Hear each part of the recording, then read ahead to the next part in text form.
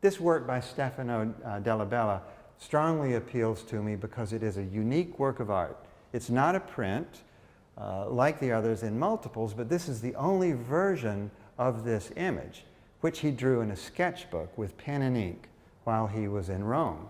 During his stay in Rome, where he was invited by the Medici family, he actually avoided the studio. He went out like an impressionist in later years, or a plein air painter with a sketchbook, and drew images of the countryside, of pageants, of old men that he saw, people in costumes, and really filled up a number of sketchbooks during the years he was there. It was only many years afterwards that he went through the sketches and used the material in there to create prints. This image of an old man seated here on a rock has, one leg up. He's very casual. He looks like he's been traveling because you can see a bag thrown over his shoulders.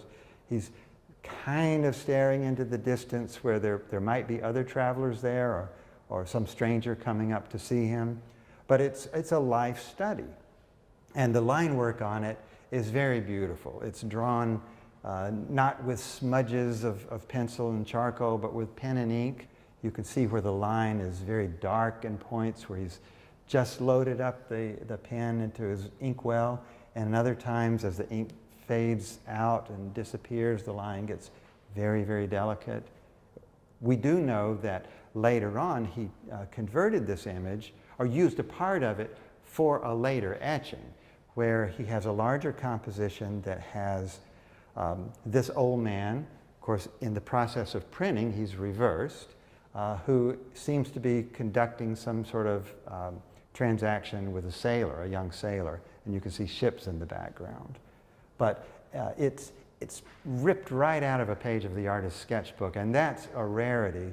And this is a case where you really feel like you're breathing over the neck of the artist as he's drawing it. It's really extraordinary to have. The way that he uses the parallel lines over and over and over again to define the shadow area behind and all of that. It's almost as if he was anticipating that he was going to translate this into a print.